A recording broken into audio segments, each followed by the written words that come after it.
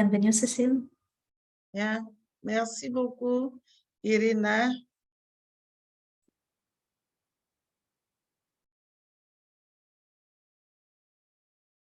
Bonjour à tous. Je voudrais avant tout remercier EIFL pour son partenariat avec l'université virtuelle. Remercier également l'OCRAN également pour son appui et dire merci également si cette communication a lieu, c'est grâce à un leader, le directeur général de l'Université virtuelle de Côte d'Ivoire, grâce à son leadership qui a vu l'intérêt de la science ouverte et qui facilite toutes choses pour que nous puissions avancer en matière de sciences ouvertes à l'université virtuelle ainsi que en Côte d'Ivoire en matière de sciences ouvertes de manière nationale. Alors, l'appel que Irina nous a donné, il s'agit de partager notre expérience de mise en place de la politique de la science ouverte de l'université virtuelle. Nous allons articuler notre communication autour de plusieurs points. Voilà les remerciements. Je vais ajouter aux remerciements le consortium des bibliothèques de l'enseignement supérieur en Côte d'Ivoire, également aussi les communautés de pratique de chercheurs, parce que cette politique est le fruit de la collaboration de plusieurs entités. Vous verrez vous verrez dans la présentation, même la Commission nationale UNESCO en Côte d'Ivoire, etc. La Direction générale de l'innovation et de la recherche, etc. C'est un travail, c'est le fruit d'un travail collaboratif, en fait. Donc, vous aurez plusieurs points. On va parler un peu de l'historique, de la signature de la politique, de l'IPSENS, le programme pour la science ouverte en Afrique, la stratégie globale, et de la politique de la science ouverte de l'UVCI, voilà, et quelques points en perspective. Donc, d'entrée, je dirais que notre histoire pour la science ouverte a commencé depuis l'idée d'innover les services de bibliothèque académique et de recherche. C'était en 2009. Et en 2014, nous avons profité d'une volonté de la présidente de l'université, Félicité Boyer, qui avait un projet d'archives ouvertes en 2014. Et cela a coïncidé également avec un projet de l'UNESCO, lui et moi, PATIS. Et finalement, en 2016, nous avons pu créer ce qu'on appelle, dans le cadre d'une politique de mutualisation de la production scientifique nationale pour améliorer l'accès et l'utilisation de l'information scientifique produite par nos institutions. Donc, c'est en 2016 que le projet de la bibliothèque virtuelle de l'enseignement supérieur de la recherche scientifique de Côte d'Ivoire a vu le jour. Et nous pouvons dire que c'est avec ce projet que nous avons commencé véritablement à parler d'accès libre et de sciences ouvertes. Donc, l'université virtuelle elle-même créée en 2015 est devenue l'hôte de cette archive virtuelle et de ce dépôt numérique national. Et ensuite, nous avons bénéficié de certains appuis comme la Fondation MTN pour numériser plus de 8000 thèses et mémoires que nous avons pris pour alimenter cette bibliothèque virtuelle. Nous avons également, au niveau de l'historique, pendant notre parcours de recherche, vu que l'Open Access Week était une initiative de SPAC, pouvait être appropriée à notre contexte pour la sensibilisation à l'accès libre et à la science ouverte. Ainsi, depuis 2018, cette activité à caractère national a été instituée par le ministère de l'Enseignement supérieur et de la Recherche scientifique annuellement. Et donc, cette année, nous serons à notre 5e édition. Et vous voyez que c'est un espace de mutualisation, de sensibilisation, de développement, de renforcement des capacités, de développement de partenariats avec EIFL, l'IPSENS, WACREN, SCA, GIS, Profer. Et c'est toutes ces activités ont renforcé notre collaboration avec certains partenaires, dont EIFL, qui a beaucoup contribué à la mise en place de notre politique institutionnelle de sciences ouvertes. Okay. Ensuite, Je parlais tantôt de développement de la coopération, surtout avec l'UNESCO. Nous ne sommes pas contentés de l'UNESCO Côte d'Ivoire. Également, notre modèle pédagogique nous a ouvert sur la coopération avec l'UNESCO Paris. Et puis ensuite, pour accompagner, nous faisons l'accompagnement des autres universités. Et vous pouvez voir également que nous avons le sous-comité éducation et recherche du programme Mémoire du monde SCAR, avec lequel nous sommes en partenariat et nous avons signé un protocole d'accord pour la création autour de la bibliothèque virtuelle pour la création du Centre de savoir Mémoire du monde Côte d'Ivoire pour l'UNESCO. Et donc, ça, c'est depuis 2021, nous avons mis en place un plan d'action. L'objectif de ce partenariat, c'est pour faciliter l'accès aux savoirs locaux. Voilà, nous voulons que véritablement, dans notre projet de mutualisation, les savoirs locaux dont nous avons besoin puissent faire partie de ce programme d'accès de développement de la science ouverte. Ensuite, parlons donc de...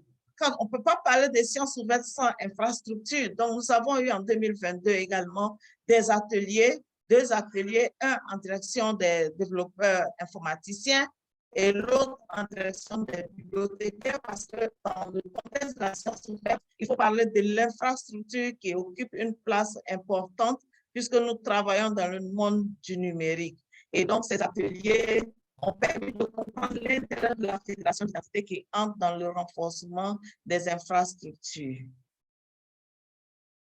Ce qui nous a conduit progressivement vers la signature de la politique de sciences ouvertes de l'UVCI. Mais c'est une démarche qui a commencé depuis 2019.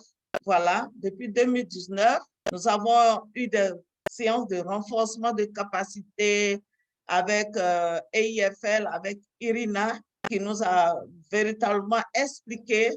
Et nous sommes appuyés également sur le modèle qui se trouve sur le site de WACREN, au Livre-Sens, vous trouvez ce modèle là-bas. Et nous avons travaillé, comme je l'ai dit tantôt, avec les enseignants-chercheurs eux-mêmes, avec des bibliothécaires. Vous pouvez voir sur cette image, comme vous ne connaissez pas les acteurs, il y a des PAT, il y a la Commission nationale, et la dame qui tient le protocole signé, c'est la représentante de la Direction générale de l'innovation et de la recherche. Et effectivement, il faut impliquer tout le monde pour réussir. Mais tout cela a commencé lorsque nous avons commencé à parler de feuille de route nationale de la science ouverte avec le WACREN en 2021 également. Donc, c'est un travail collaboratif. Ensuite, au niveau des licences, il faut se dire qu'il y a une stratégie globale. Vous allez voir dans ces slides-là que la structuration autour de la science ouverte repose sur certains piliers. Dans certains pays, on peut y ajouter. Mais ici, pour l'heure, les piliers fondamentaux autour desquels la politique doit se construire, nous avons les politiques elles-mêmes, nous avons les infrastructures et nous avons tout un programme de renforcement de capacités. Il s'agit de créer au niveau LibScience des communautés de pratique de la science ouverte, mais basées sur ces 3 piliers. Et vous voyez que au niveau de la pyramide qui se trouve à votre droite, je ne sais pas dans quel sens vous retrouvez, la pyramide nous montre en dessous ces 3 piliers. Ces 3 piliers qui sont le volet de politique institutionnelle ou politique nationale où que vous vous trouvez, et d'infrastructures et de renforcement des capacités, mais qui doivent être en ascendance, voilà, de l'institutionnel vers le national, du national vers le régional et le continental. C'est-à-dire, chacun de nous devons être tous impliqués à quelque niveau que ce soit dans cette mise en place de la politique et dans la stratégie globale de déploiement de la science faite. Ici, donc, tous ces éléments nous ont conduit rapidement, nous ont conduit en cette année 2022, après les ateliers de renforcement des capacités des développeurs qui se poursuit. C'était juste un début de prise de conscience de l'intérêt de la Fédération d'identité comme infrastructure. Et tout cela va nous conduire maintenant au Symposium national sur la science ouverte qui s'est tenu autour de la conférence du WACREN 2022, voilà, en avril 2022. Et le Symposium national s'est tenu le 25 avril. Il avait pour objectif spécifique de renforcer, consolider les initiatives existantes. Vous les avez vues tantôt. La politique institutionnelle de la science ouverte elle-même a été signée le 20 avril 2022, donc nous sommes encore dans l'actualité. Et vous voyez tous ces partenaires qui ont participé à ce symposium national, ces parties prenantes et ces partenaires de l'éducation et de la recherche. Et nous continuons d'en chercher parce qu'en matière de sciences ouvertes, vraiment, c'est l'ouverture vers les autres collaborations et pour pouvoir aller plus loin. Donc, il y avait à ce niveau notre ambassadeur de l'UNESCO, délégué auprès de l'UNESCO à Paris, que vous voyez là au milieu, qui a vraiment rehaussé l'image de ce symposium national, ainsi que vraiment le cabinet ministériel et d'autres parties prenantes. Vous pouvez constater qu'on a travaillé autour de 3 commissions, la commission infrastructure, la commission plaidoyer promotion de la science ouverte et la commission gouvernance. Donc, ce sont les éléments que nous avons vus tantôt dans la vision globale de la stratégie LibScience pour la science ouverte. Et donc, maintenant, nous touchons à la politique de la science ouverte de l'université virtuelle de Côte d'Ivoire à proprement parler. Elle se décline en 10 points. En 10 points, certains vont dire 11, mais je vous expliquerai pourquoi nous avons 10 points. Le préambule pour nous, c'est là où l'UVCI se présente. Et ensuite, les objectifs, pour que les objectifs soient clairement définis. Les modalités également. Et en 3, nous avons l'accès ouvert aux publications. Et en 4, nous avons l'accès ouvert aux thèses et mémoires. En 5, nous avons l'accès ouvert aux données de la recherche. En 6, vous avez l'accès, vous avez les licences. Et en 7, vous avez la science ouverte en elle-même. Il faut définir, il faut donner un contenu. Et en 7, vous avez l'évaluation de la recherche. Et en 8, vous avez la formation. Et en 10, vous avez l'évaluation de la politique. Le point 11, c'est la signature. Mais nous ne le comptons pas en tant que tel comme un point. Voilà. Donc, c'est pour ça que je dis que nous avons 10 points qui caractérisent la science ouverte, la politique de la science ouverte de notre université. Ici, j'ai dit à Irina avant qu'on ne commence que nous sommes prêts à partager notre support. Donc ici, souffrez qu'on ne soit pas trop détaillé, comme il faut laisser le temps pour qu'on puisse échanger. Donc, je dirais simplement quelques points, mais ce n'est pas le contenu intégral de la politique. Mais je disais tantôt en préambule que nous avons parlé un peu du décret de création de l'université virtuelle. Et ensuite, nous avons donné l'objectif général. L'université virtuelle a une mission globale, c'est celle de développer et vulgariser le numérique dans la formation, l'employabilité des diplômés, la recherche et la science ouverte. Ça, c'est la mission globale de l'université virtuelle. Ensuite, sa mission est transversale au niveau de l'enseignement supérieur. Elle a pour rôle d'accompagner les autres établissements pour développer la formation à distance et les compétences numériques. Ensuite, de rendre les ressources pédagogiques, etc. Ça, ce sont les missions spécifiques propres à l'université virtuelle. On ne peut pas avoir une politique et elle ne peut pas naître comme ça sans qu'on ne sache quelles sont vraiment les missions. Il faut que la politique soit en adéquation avec les missions de notre institution. Ensuite, le premier point, c'est les objectifs. Les objectifs de la science ouverte, donc vous voyez qu'il y en a 4. Encourager la large diffusion des connaissances au profit de la société, promouvoir le libre accès aux publications et aux données de la recherche, promouvoir la science ouverte, etc., etc. Vous pouvez constater que nous nous appuyons sur la recommandation de la science ouverte signée le 21 novembre 2021. Nous appuyons également sur le document modèle qui se trouve en ligne sur le site du WACREN. En termes de modalité, il s'agit des engagements de l'université virtuelle. Et ces engagements, vous pouvez constater que ces engagements touchent plusieurs niveaux. Voilà. Déjà les actions existantes et puis la vision de ce que nous voulons développer à travers notre politique. Bon, je ne vais pas lire intégralement, étant donné que nous sommes dans différentes structures. Et au niveau de l'accès ouvert aux publications, nous touchons également la question de la copie électronique. Voilà, nous véritablement nous expliquons voilà, ce que nous voulons que la copie électronique soit et nous précisons qu'elle doit être déposée dans l'archive institutionnelle en libre accès. Voilà, et nous donnons plus de spécifications à ce niveau parce qu'il faut que toute personne qui tient ce document ou bien tout enseignant-chercheur qui est dans l'institution puisse savoir quelles sont les précisions que nous lui donnons pour disposer de sa production scientifique. Voilà. Quand il y aura la série de questions, on pourra aller dans certains détails.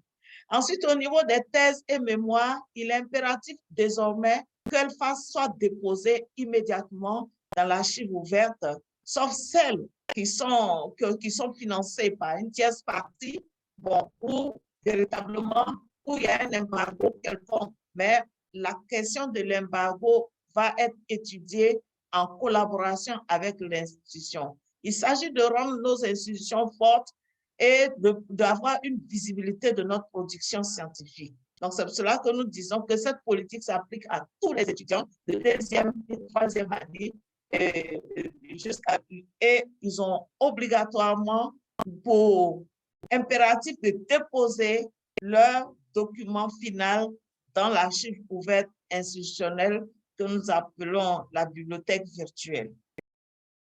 Donc, l'accès ouvert aux données également, c'est l'UVCI fait obligation de déposer les données de recherche nécessaires pour valider les résultats présentés dans les publications scientifiques et savantes. Il peut s'agir de plusieurs types de données, allant des images, des questionnaires, et même des communications autour de cette recherche, etc. Voilà, donc on peut élaborer à ce niveau une liste. Je crois que les chercheurs qui étaient là, nous avons travaillé de manière collaborative pour identifier ce qu'il faut à ce niveau comme données de recherche. Ensuite, en termes de licence, l'UVCI véritablement encourage la mise à disposition des publications sur la licence, sur des licences Creative Commons telles que CC BY. Voilà, pour faciliter la réutilisation, etc. L'UVCI impose que les données de recherche soient mises à disposition et en libre diffusion, telles que, voilà, par ces licences qui permettent de véritablement exploiter les données. L'objectif de la littérature scientifique, c'est de permettre son utilisation. Et c'est de là que viennent les principes faits. Elles doivent être accessibles, trouvables, accessibles, et interopérables et réutilisables. Parce qu'aujourd'hui, on est dans le monde international de la recherche. Il faut permettre que nos données soient accessibles et utilisables par tous. Nous donnons également un point sur la science ouverte, voilà, qui est en devenir dans ce volet-là. Toutes les activités peuvent s'y inclure parce que la science ouverte, c'est maintenant que nous commençons la mise en œuvre de la recommandation et donc ça fait objet d'un point dans la politique. Ensuite, le point sur l'évaluation de la recherche qui est très important, voilà, c'est ce qui permet vraiment d'avoir une traçabilité des activités de recherche. Si nous pouvons parler de valorisation de la recherche à ce niveau, donc pour nous, c'est un point important. Il s'agit de développer la coopération avec le ministère il s'agit également de mettre en place des mécanismes d'incitation pour les chercheurs. Je crois que ces mécanismes-là ont également fait l'objet d'une recommandation qui est en train de faire l'objet d'une conférence actuellement de l'UNESCO en ligne, voilà, sur la recherche, sur les conditions de recherche. Donc, il est temps que dans la science ouverte, toutes ces recommandations convergent pour donner du poids à nos politiques institutionnelles de la science ouverte. Ensuite, le volet formation, il est indispensable parce que nous sommes dans un paradigme de transformation. Il faut que le volet recherche fasse partie des politiques de manière très cruciale. Voilà. Et donc, à la fin, nous mettons en place un processus de mise à jour de la politique institutionnelle de la science ouverte. Et ce processus, la politique est évaluée, elle doit être mise à jour tous les 3 ans. C'est-à-dire, après 3 ans, nous aurons des ateliers de révision, voilà, de la politique de sciences ouvertes.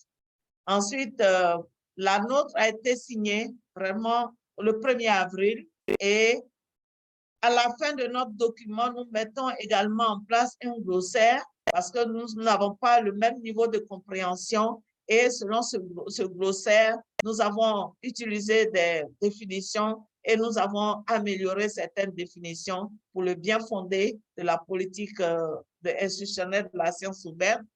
Par exemple, les thèmes comme archives ouvertes, chercheurs, données de recherche, embargo, métadonnées, plan de gestion des données, préprint, principe FAIR, recherche scientifique, ressources éducatives libres et sciences ouvertes elles-mêmes. Donc, en gros, voici présenté notre politique institutionnelle de la science ouverte. Je suis allée vite pour permettre qu'il y ait un bon temps d'échange, parce que c'est ça aussi le partage d'expérience. Et enfin, nous avons des perspectives. Ayant été pionnier des initiatives de mise en place de la science ouverte, en perspective, nous visons à renforcer les activités de mise en œuvre de la politique de la science ouverte. Nous visons aussi, c'est pas que nous visons, ça fait partie de notre mission d'accompagner les autres universités et grandes écoles publiques à l'élaboration de leur politique institutionnelle de la science ouverte, parce qu'on a toujours travaillé en collaboration avec toutes ces personnes-là. Il faut maintenant que nous puissions les aider également à mettre en place leur politique institutionnelle. Nous visons également à coordonner la finalisation de la mise en place du plan national de la science ouverte, qui a été une recommandation qui est incrustée dans les recommandations faites au cours du symposium national sur la science ouverte qui s'est tenu en avril 2022. Enfin, nous voulons renforcer la collaboration et la recherche de partenaires parce que la science ouverte, c'est la collaboration, c'est la coopération et nous espérons pouvoir continuer également à collaborer avec vous tous qui êtes présents ce matin au cours de ce webinaire pour nous aider à améliorer encore nos initiatives en direction du déploiement de la science ouverte en Côte d'Ivoire. Je dirais enfin en conclusion que la science ouverte est en action en Côte d'Ivoire et certaines initiatives sont certes à renforcer, mais nous sommes en plein pied dans la mise en œuvre de la recommandation de l'UNESCO sur la science ouverte qui a été signée le 21 novembre, en novembre 2021, l'année dernière. OK, je vous remercie. Pour ceux qui voudraient d'autres questions, nous allons vous partager le PowerPoint après et je vous remercie et j'attends vos questions. Merci. Merci beaucoup, Cécile. Félicitations. Les politiques excellentes. Merci beaucoup. Notre deuxième présentation aujourd'hui, c'est de l'Université libre du pays de Grand Lac, en RDC. And my two colleagues, Edith here and Michael, will share their experience. So over to you, colleagues.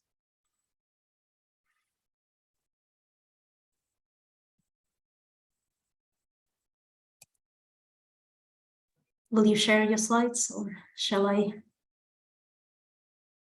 Because if you want, I can share for you. Oh, Yes. cool. Thank you.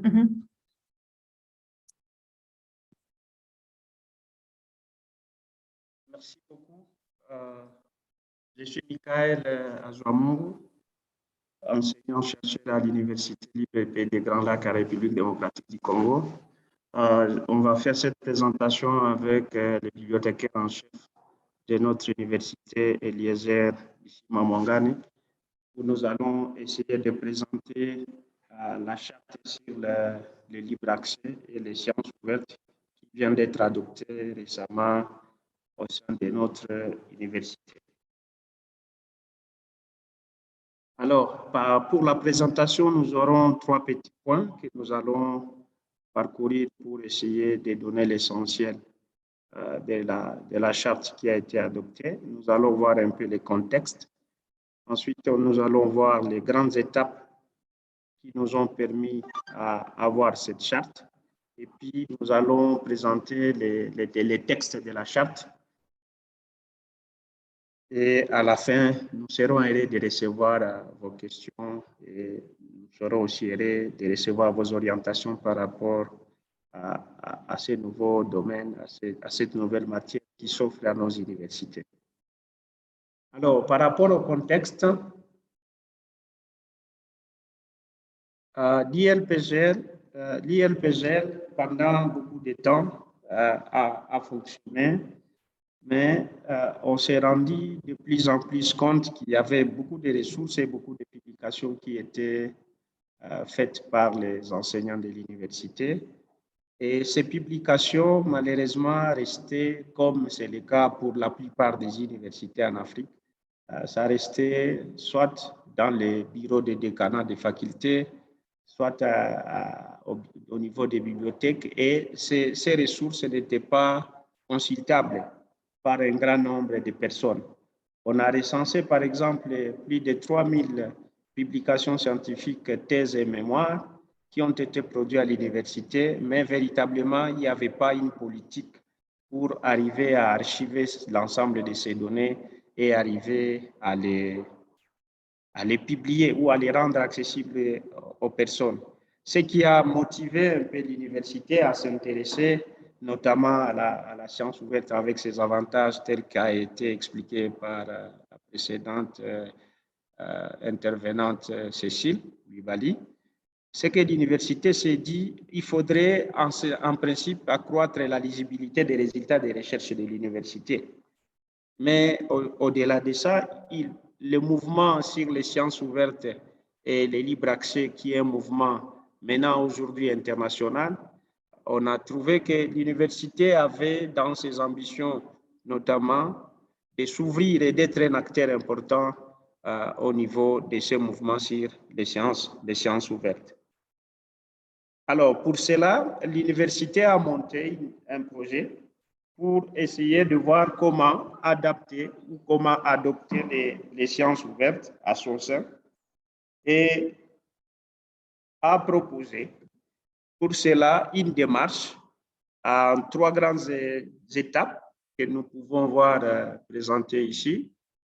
C'est-à-dire l'université, avec l'appui d'Eiffel, que nous remercions infiniment pour cet accompagnement qu'ils ont fait au sein de notre université, afin que nous puissions arriver à avoir cette charte. Et nous remercions aussi l'université virtuelle africaine qui nous a permis, lorsqu'on a participé à la séance en ligne sur la validation de l'ère politique, qui nous a beaucoup inspiré pour mettre en place notre politique.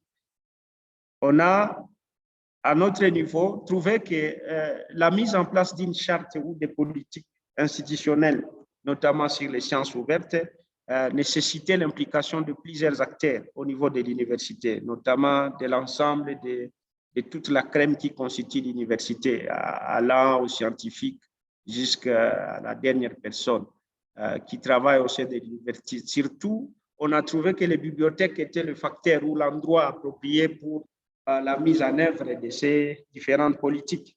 Et à ce niveau, nous avons pu organiser des workshops avec l'ensemble des acteurs au sein de l'université, avec les management teams de l'université, avec les différents professeurs, avec les membres de la bibliothèque, pour arriver à échanger et montrer l'importance de l'adoption des sciences ouvertes et de libre accès au sein d'une institution. Et ici, véritablement, EFL nous a été d'un appui très important pour ces activités parce qu'il nous a donné des experts qui pouvaient expliquer à l'ensemble de la communauté de l'université les bien fondés de ces politiques. Ensuite, on s'est inspiré pour l'élaboration et l'adoption des chartes. C'était la deuxième activité que nous avions eue. On a essayé de rédiger la charte institutionnelle au sein de l'ILPGL et cette charte, nous l'avons soumise à des conseils. Nous avons soumis premièrement au conseil des bibliothèques qui était élargi aux doyens des facultés et ensuite la charte a été soumise au conseil scientifique de l'université. Et à la fin, on a dit dans les projets, l'idée c'était qu'il ne fallait pas rester au niveau des chartes, au niveau de l'élaboration des chartes, mais il fallait aller au-delà, essayer de prendre quelques ressources qui étaient disponibles et voir si on pouvait les déposer sur les repositories d'accès ouvert, comme vous pouvez le voir dans la 4e étape que nous avons pu faire. Et nous remercions EFL de nous avoir conseillé à utiliser Zenodo, qui est une initiative, je pense, du Centre nucléaire pour la recherche scientifique européenne, je pense que c'est CERN, c'est Centre européen de recherche nucléaire, qui on a trouvé véritablement étant une plateforme qui accroît véritablement la visibilité des résultats des recherches qui sont faits par les chercheurs au sein des institutions. Au départ, l'idée pour nous, c'était d'avoir notre propre plateforme sur laquelle on pouvait publier, mais on a vite compris que lorsqu'on voit cette plateforme, on se rend compte qu'il y a des milliards de publications et c'est véritablement un vecteur qui permet de rendre accessible l'ensemble des contenus et des résultats des recherches qui sont faits au sein des institutions. Voilà un peu les grandes étapes par lesquelles nous sommes passés pour arriver à mettre en œuvre ou à mettre en place notre charte et notre politique institutionnelle sur les sciences ouvertes et les libres accès. Alors, comme vous pouvez le voir dans l'image, ça c'est l'image de la réunion du conseil scientifique qui a validé, c'était le 20, qui a validé notre charte. Et pour la suite, je voudrais laisser la parole à mon collègue Eliezer qui va présenter notre charte qui est là-bas. Eliezer, vous avez la parole.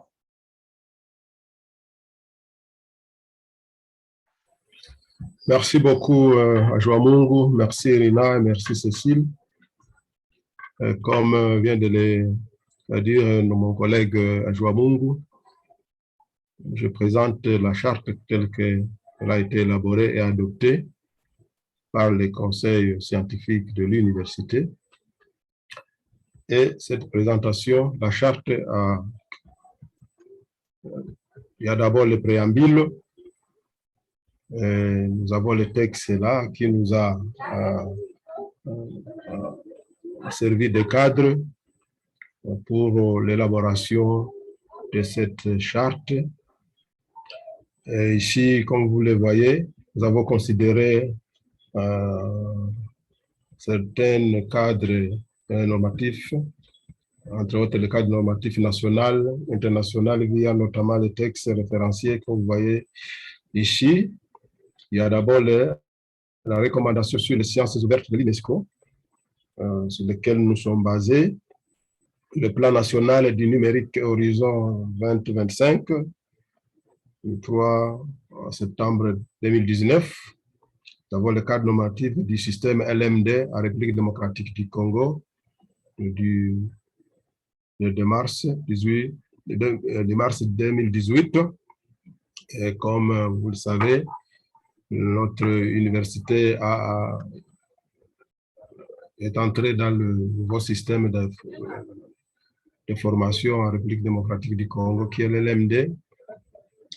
Il y a aussi le texte du Vademecum du gestionnaire d'une institution d'enseignement supérieur et universitaire, auquel nous sommes aussi référés, et considérant que la science, c'est un bien commun que nous devons partager et ouvrir le plus possible à la société. L'université, je vais m'aider à Joamon, continuer à dérouler. Oui. Tu continues à verrouiller l'écran. Oui. OK. L'université, c'est-à-dire l'ILPGL, s'est donné comme objectif de développer les moyens nécessaires à un dépôt en texte intégral dans les archives ouvertes de l'établissement, afin de proposer un service d'archives ouvertes, cohérent et fédérateur aux enseignants, chercheurs de l'université.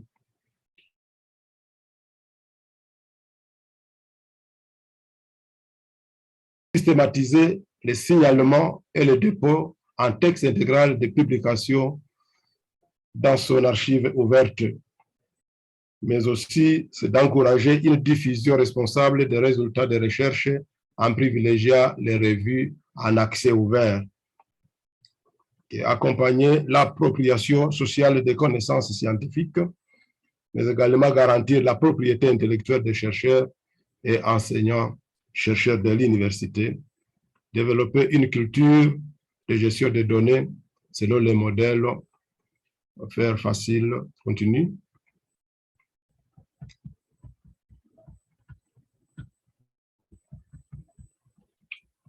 Continuez à verrouiller. Oui, OK.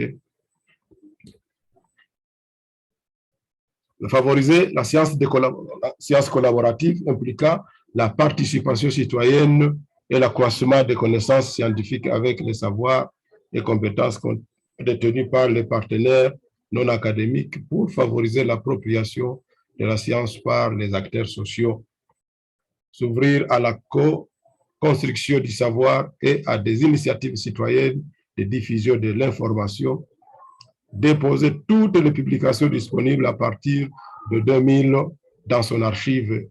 Et ça, c'était la décision du comité scientifique, du conseil scientifique de l'université, de prendre en compte dans le dépôt toutes les publications à partir de 2000 parce que l'université en a assez et on devrait les mettre en accès ouvert pour favoriser leur accès à tous les chercheurs.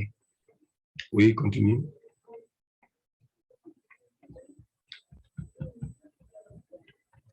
Voilà ce que nous pouvions dire à propos de ce texte qui a été adopté le mois passé et qui est en vigueur aujourd'hui. Et l'université s'est dotée de cette charte qui sera considérée par toute la population universitaire, surtout la crème intellectuelle, la crème scientifique, pour vulgariser et publier tous les résultats de recherche de l'université. L'université aussi plutôt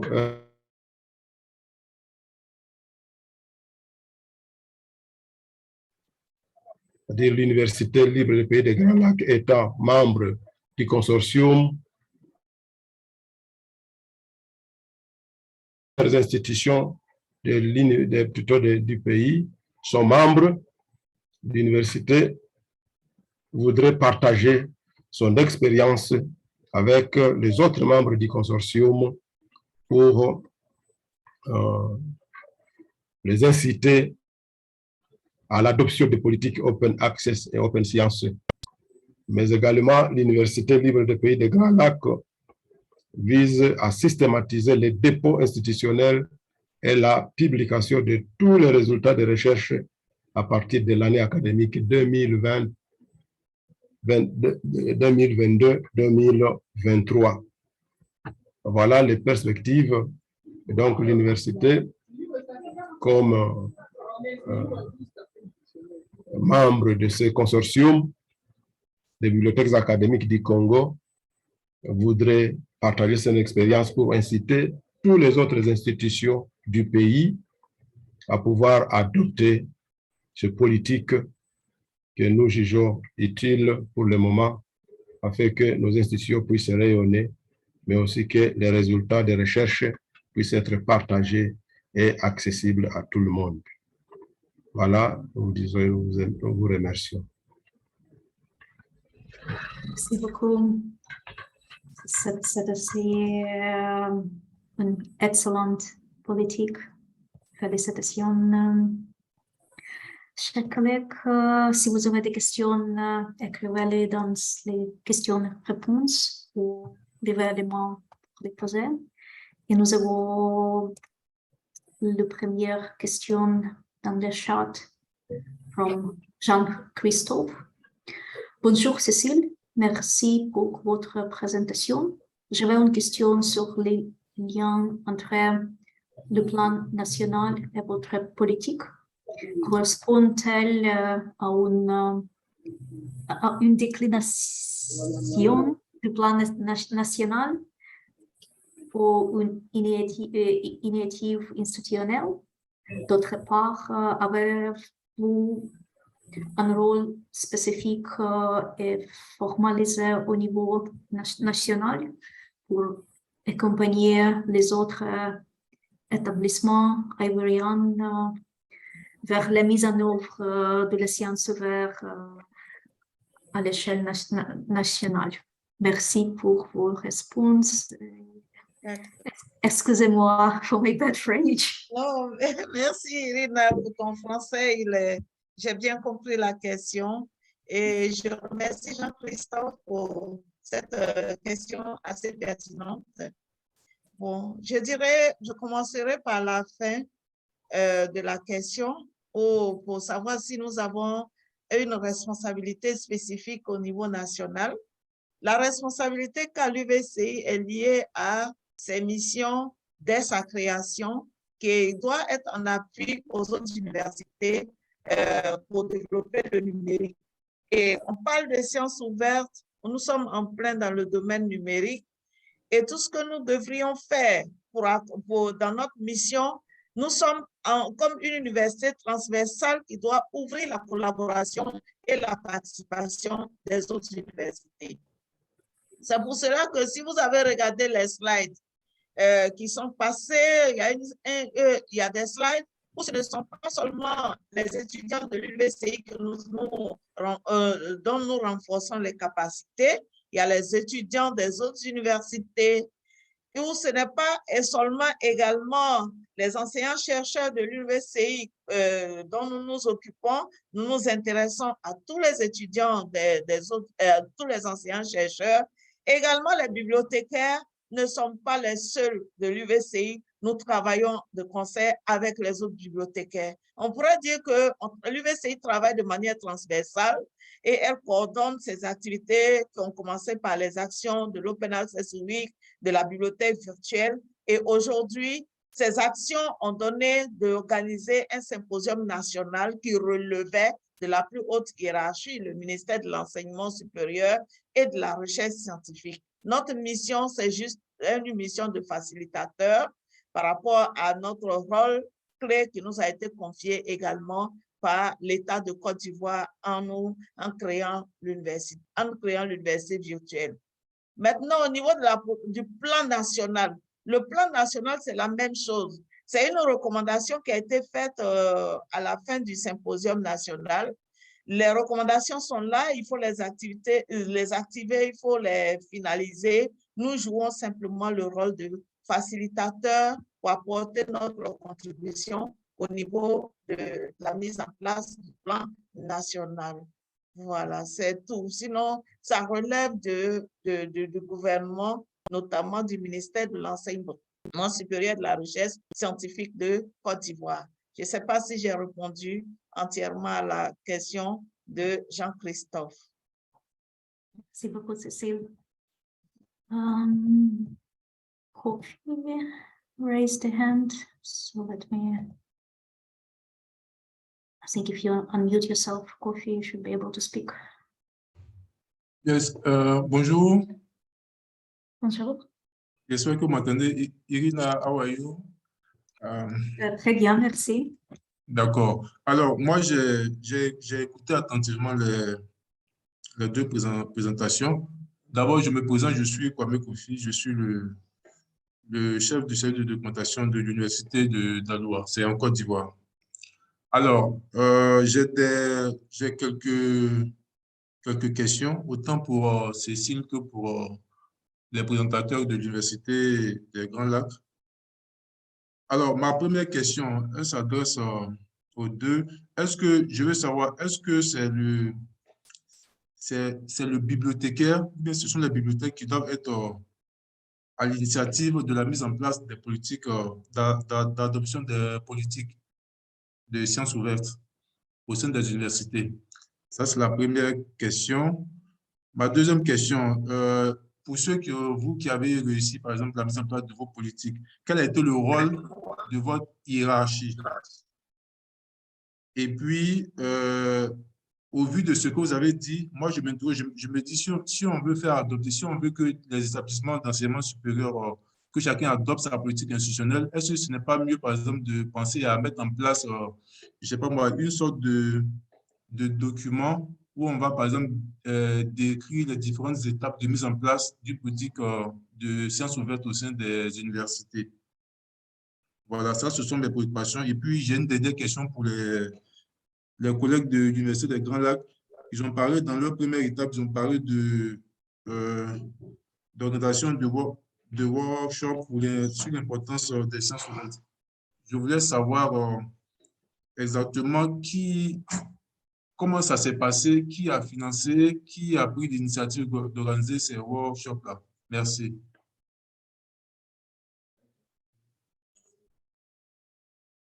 J'ai fini, voilà. Merci beaucoup.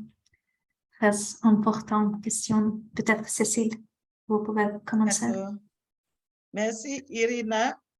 Je remercie mon collègue Kofi pour cette question. Il y a des questions, je ne pourrais pas répondre, mais il y en a aussi, je pourrais répondre. Je dirais que rien ne s'est fait en dehors de la hiérarchie. C'est la hiérarchie qui a autorisé toutes ces initiatives.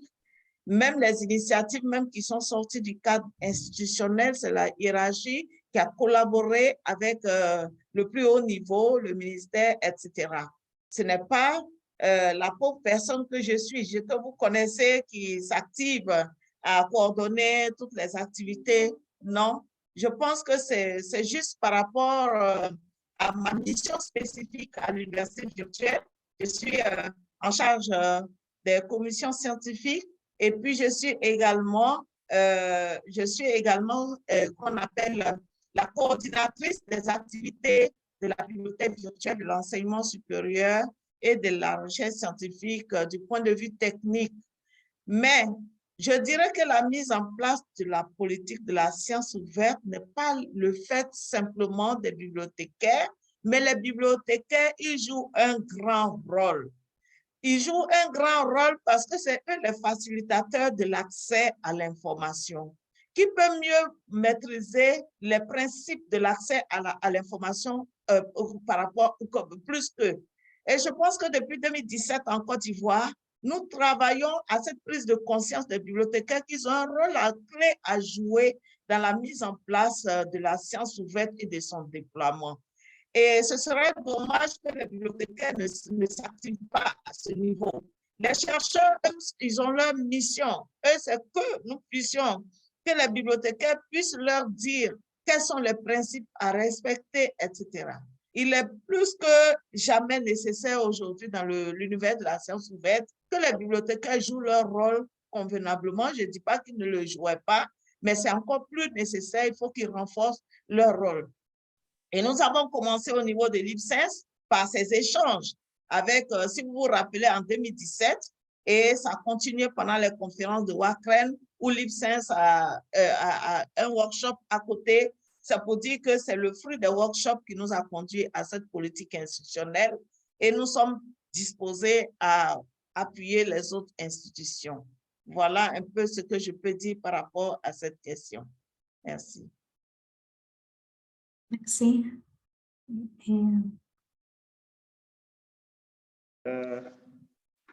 Merci.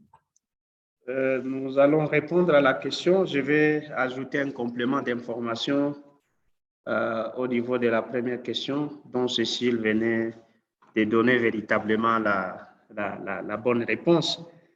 C'est que vous allez vous rendre compte qu'au sein, par exemple, de nos institutions, il y a ces grands problèmes, surtout quand on voit les universités de la région, il y a ces grands problèmes où véritablement il n'y a pas de politique claire. Mais ici, qu'est-ce qu'on peut dire?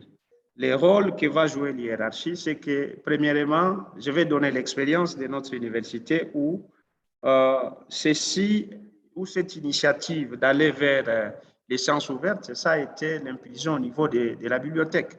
Parce qu'il faut à un certain moment donné, comme Cécile l'a dit, que les bibliothécaires puissent prendre les rôles et s'assumer. Ce qui est dommage, c'est que les bibliothécaires, on a retrouvé dans beaucoup d'universités, même dans notre consortium des bibliothèques académiques au niveau de la République démocratique du Congo, ils ne prennent pas des initiatives. Et je ne vois pas cette autorité ou cette hiérarchie qui refuserait une initiative qui vient d'un service et qui va dans le sens d'améliorer la qualité des services et la qualité d'accès à la recherche et à la documentation scientifique. C'est que véritablement, il faut faire des propositions au niveau de l'hiérarchie qui doit en principe valider tout ce qui est fait. Alors, il y avait la question sur qui a pris l'initiative d'organiser le workshop. Par exemple, dans nos étapes, nous avions la première étape sur le workshop qui était organisé, qui a pris l'initiative, comment le financement s'est fait de ces activités.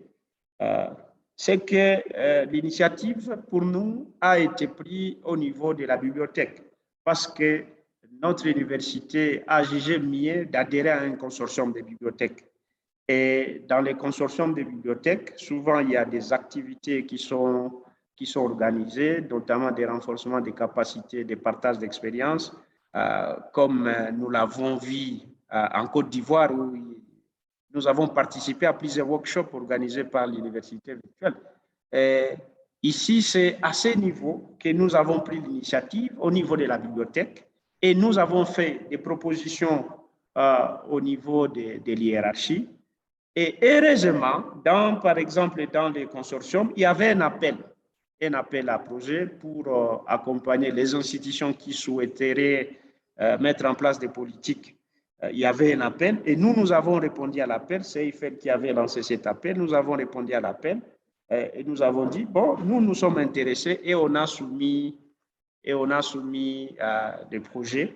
Et IFEL nous a accompagnés, notamment dans les différentes étapes de la mise en place de la charte. Il nous a aussi accompagnés dans l'organisation de ce workshop. Voilà un peu comment on a pu faire. Ce que je peux demander encore une fois, c'est de prendre ces initiatives au niveau, si vous êtes responsable, au niveau des bibliothèques, surtout les bibliothèques qui jouent vraiment les rôles cruciaux, notamment dans l'accès à la documentation. C'est à vous de prendre des initiatives et de faire des propositions. Et moi, j'estime que ça va aller. Je vous remercie. Merci beaucoup. Nous avons l'autre question from Jean-Christophe. Pour Cécile, savez-vous si d'autres pays sont partis sur les mêmes démarches, à savoir avoir un plan national et une mise en œuvre via un acteur national comme peut le faire le VCI?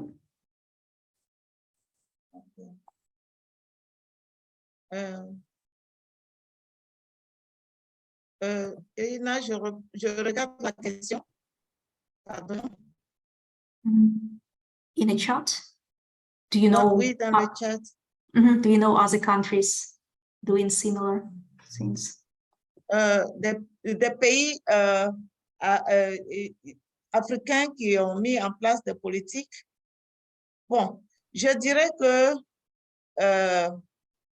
certains pays ont initié, notamment les pays anglophones.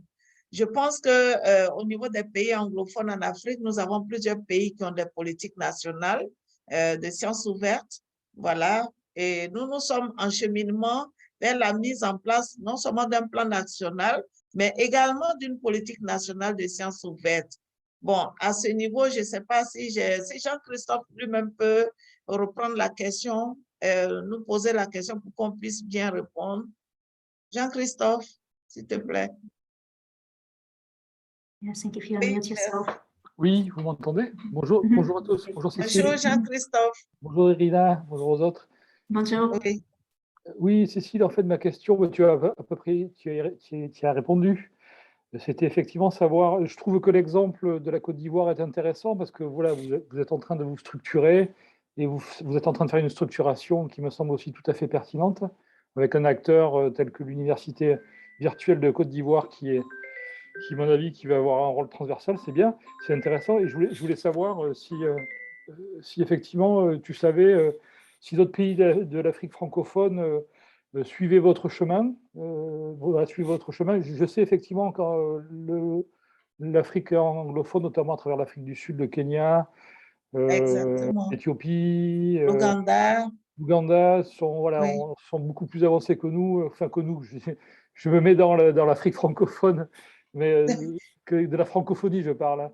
Et du coup, voilà, c'était pour savoir si toi, tu avais si tu avais des connaissances de choses qui pouvaient se passer, par exemple, je sais pas, au Mali, au Sénégal, au Burkina, au Togo, au Bénin, ou au Tchad, etc.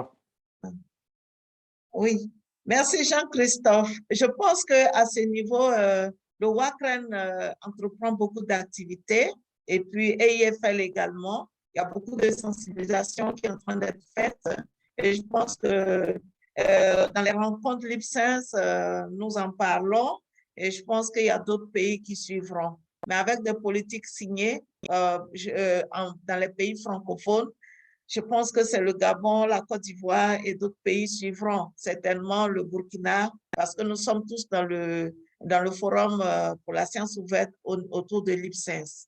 Voilà. Et Irina pourrait ajouter quelque chose à ce niveau. Je crois que Benin a commencé, and I think Benin has a similar structure. They also have like a national university similar to Cecile's, and they are working with National Research and Education Network, but they just started, and I think that's the only one that I know of. But let's hope they will have results maybe early next year. Merci Irina.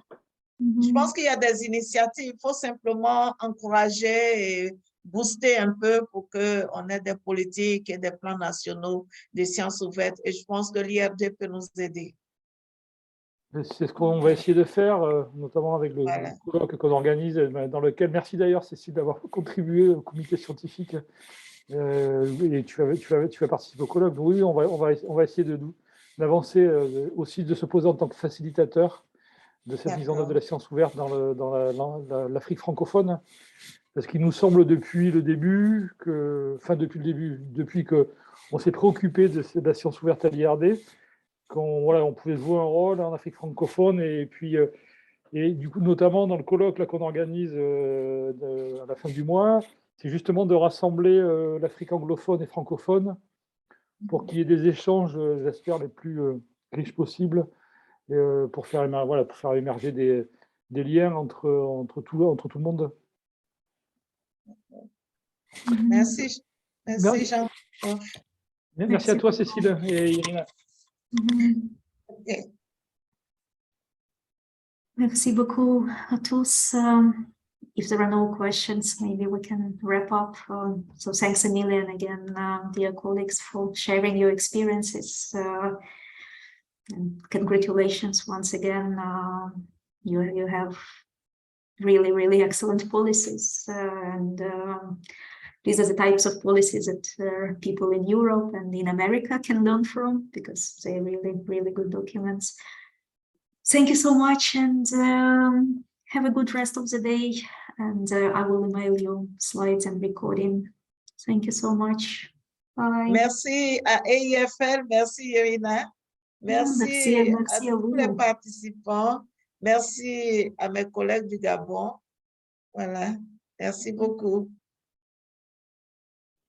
Merci beaucoup. Merci Irina, merci Cécile, merci à tous les participants. Merci à mon collègue Ajwamungu. C'était intéressant. Merci beaucoup. OK. Au revoir. Merci. Bye.